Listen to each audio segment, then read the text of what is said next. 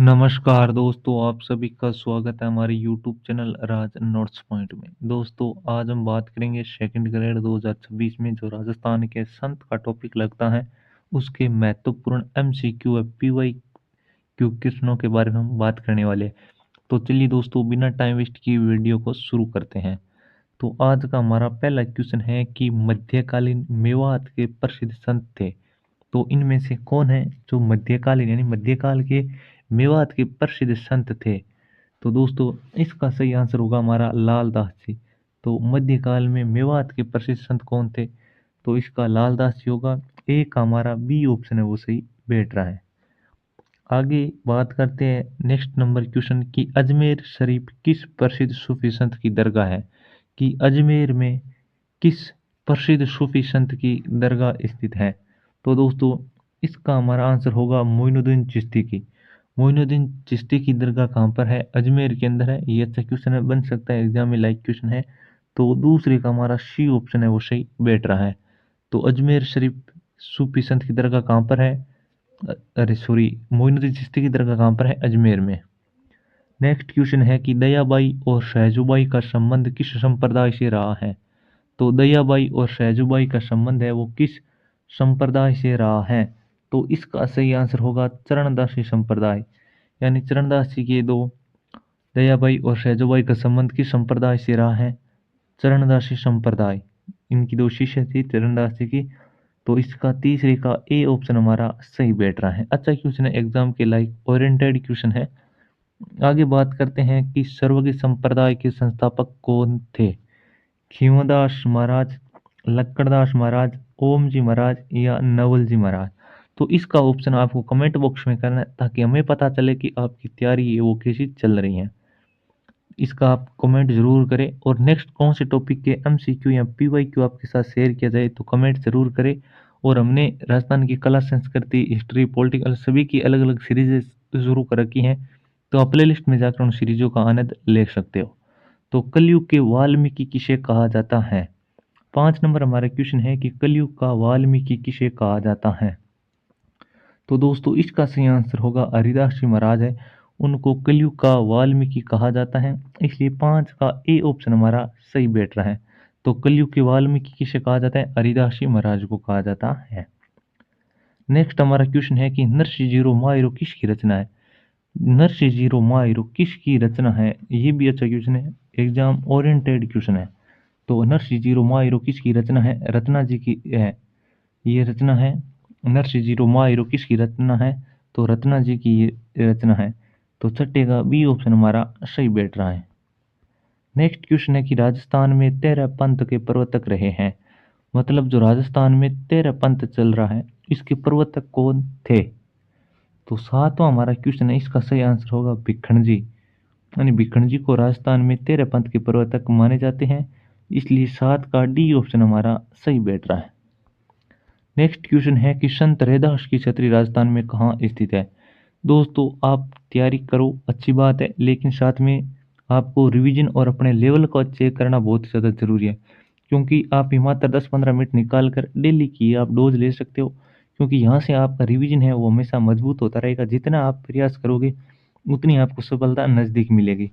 तो संत रैदास की छतरी राजस्थान में कहाँ स्थित है? 8 नंबर क्वेश्चन का बी ऑप्शन हमारा सही है, चित्तौड़गढ़ में। तो चित्तौड़गढ़ किले के अंदर संत रैदास की छतरी बनी हुई है।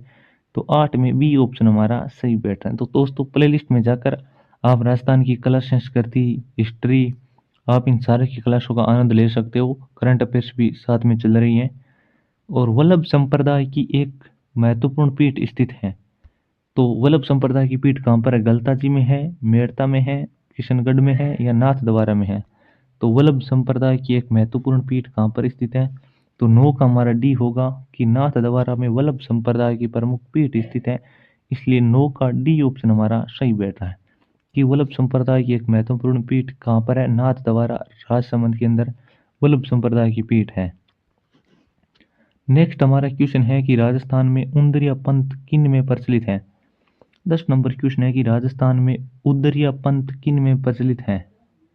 तो उंदरिया पंथ है वो किस समाज में प्रचलित है? दोस्तों, इसका सही ऑप्शन होगा भिल्लों में। भिल्लों में उंदरिया पंथ है ये प्रचलित है। तो 10 का ए ऑप्शन हमारा सही बैठ रहा है, क्योंकि राजस्थान में उंदरिया पंथ है वो भीलों में प्रचलित हैं। नेक्स्ट हमारा क्वेश्चन है 11 नंबर की, निम्नलिखित में से कौन सा संप्रदाय निर्गुण भक्ति संप्रदाय नहीं है।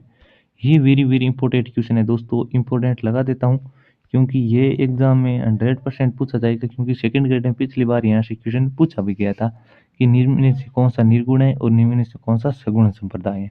तो अच्छा क्वेश्चन है, तो ये दादूपंथी होगा या रामदासी या निरंजनी या जसनाथी। तो 11 नंबर क्वेश्चन का हमारा बी ऑप्शन से बैठ रहा है कि रामदास जी है। तो निम्नलिखित में से कौन, मतलब रामदास जी संप्रदाय निर्गुण भक्ति संप्रदाय से संबंधित नहीं है, क्योंकि ये सगुण भक्ति धारा से जुड़े हुए हैं। अच्छा क्वेश्चन है, ध्यान रखना, रामदासी सगुण से है, जबकि निर्गुण से दादूपंथी, निरंजनी और जसनाथ संप्रदाय ये निर्गुण संप्रदाय से हैं। इसलिए 11 का बी ऑप्शन हमारा सही बैठ रहा है। नेक्स्ट हमारा क्वेश्चन है कि लोक संत मीरा का जन्म कब हुआ था। वेरी वेरी इंपॉर्टेंट क्वेश्चन है कि लोक संत मीरा का जन्म कब हुआ था, क्योंकि दोस्तों यहाँ से सेकंड ग्रेड में एक या दो सवाल हर हमेशा बनते हैं और आगे भी बढ़ेंगे, क्योंकि ये सरल सा टॉपिक है, अच्छे क्वेश्चन बनते हैं। अगर आप अच्छे से रिवीजन कर लिए हैं तो आराम से यहाँ से आप क्वेश्चन है वो हल कर सकते हो। 12 नंबर है कि लोक संत मीरा का जन्म कब हुआ था। तो इसका सही ऑप्शन होगा कि 1498 के अंदर मीरा का जन्म हुआ था, इसलिए ए ऑप्शन हमारा सही बैठ रहा है 12 के। मीरा का जन्म कब हुआ था, तो इसका सही आंसर है 1498 के अंदर। आगे बात करते हैं 13 नंबर क्वेश्चन की, निम्न में से कौन सा संप्रदाय वैष्णव मत की शाखा है। कि निम्न में से कौन सा संप्रदाय वैष्णव मत की शाखा है। निम्न में से कौन सा संप्रदाय वैष्णव मत की शाखा है। रामानंदी, निम्बारक, वल्लभ यानी उक्त सभी। तो निम्न में से कौन सा संप्रदाय वैष्णव मत की शाखा है, तो इसका सही ऑप्शन होगा डी यानी उक्त सभी। निम्न में से कौन सा संप्रदाय वैष्णव मत की शाखा है, तो उक्त सभी, इसलिए 13 का डी ऑप्शन हमारा सही बैठ रहा है। आगे बात करते हैं कि संत भूरीबाई अलग का कार्य क्षेत्र था। कि संत भूरीबाई अलग का कार्य क्षेत्र था, ये आरपीसी के द्वारा पूछे जाने लायक क्वेश्चन है। तो आरपीसी यहाँ से इस बार क्वेश्चन पूछने की पूरी पूरी संभावना है। अच्छा क्वेश्चन है, ध्यान रख लेना, यहाँ से क्वेश्चन बनने की पूरी पूरी संभावनाएं बन रही है कि संत भूरीबाई अलग का कार्य क्षेत्र था। तो इसका सही आंसर होगा मेवाड़, यानी मेवाड़ से कौन संबंधित है, तो संत भूरीबाई का संबंध कहाँ से है, मेवाड़ से, इसलिए 14 का सी ऑप्शन हमारा सही बैठ रहा है। आगे बात करते हैं कि मीरा के पिता कौन थे। तो मीरा के पिता है वो कौन थे, यानी मीरा के पिता का क्या नाम था। तो इसका सही ऑप्शन होगा रतन सिंह, राणा रतन सिंह मीरा के पिता थे। तो मीरा के पिता का नाम क्या था, रतन सिंह। आगे बात करते हैं नेक्स्ट क्वेश्चन के बारे में, 16 नंबर की, राजस्थान में विश्नोई संप्रदाय के प्रवर्तक कौन थे। तो राजस्थान में विश्नोई संप्रदाय के प्रवर्तक कौन थे। 16 नंबर क्वेश्चन का जाम्बू जी महाराज है, उनको विश्नोई संप्रदाय के प्रवर्तक माने जाते हैं, और इनका मुख्य मंदिर है वो मुक्काम के अंदर है, मुक्काम। और मुक्काम कहाँ पर है दोस्तों, बीकानेर के अंदर है, BKN, बीकानेर के अंदर मुक्काम का प्रसिद्ध मंदिर है। और इनका जन्म है वो पिंपसर नागौर के अंदर हुआ था।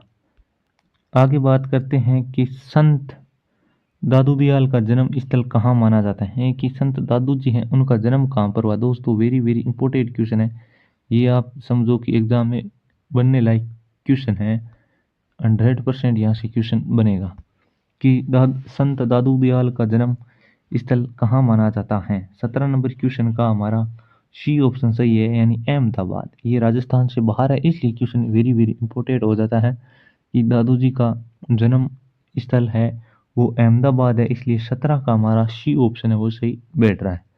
आगे बात करते हैं कि संत मीराबाई किस भगवान की उपासक थी। तो संत मीराबाई है वो किस भगवान की उपासक थी, वो भगवान कृष्ण की पूजा करती थी, ये सभी को पता होगा, इसलिए 18 का सी ऑप्शन हमारा सही बैठ रहा है। क्योंकि कुछ क्वेश्चन है वो हमें सरल लेके आते हैं, कुछ मीडियम और कुछ क्वेश्चन है वो हार्ड लेके आते हैं, क्योंकि सभी क्वेश्चन हम लेके आते हैं ताकि आपकी तैयारी का आपको पता चलता रहे साथ साथ में। 19 नंबर क्वेश्चन है कि संत राम शनि संप्रदाय के प्रवर्तक कौन है। कि संत राम शनि संप्रदाय के प्रवर्तक कौन है, तो इसका सही ऑप्शन होगा रामचरण जी, यानी रामचरण जी हैं वो राम शनि संप्रदाय के प्रवर्तक माने जाते हैं। 19 का डी ऑप्शन हमारा सही बैठ रहा है कि संत राम शनि संप्रदाय के प्रवर्तक कौन है, रामचरण जी। आगे बात करते हैं क्वेश्चन नंबर 20 के बारे में। 20 नंबर हमारा क्वेश्चन है कि संत दरिया साहब का प्रमुख केंद्र स्थल बीकानेर है, जयपुर है, भरतपुर है या जैसलमेर है। तो इसका सही आंसर होगा सी, यानी संत दरियाव जी हैं उनका प्रमुख केंद्र है वो भरतपुर रहा है, इसलिए 20 का हमारा सी ऑप्शन है वो सही बैठ रहा है।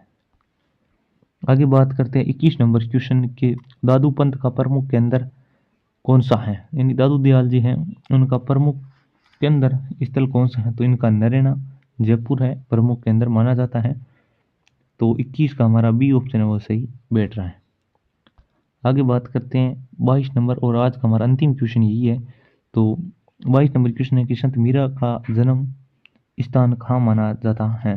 तो इनका जन्म है वो कुर्की, और कुर्की कहाँ पर है, पाली के अंदर माना जाता है। तो इसलिए 22 का ए ऑप्शन हमारा सही बैठ रहा है। तो मिलते हैं नेक्स्ट वीडियो में जल्दी, तब तक बने रहिए। धन्यवाद मित्रों।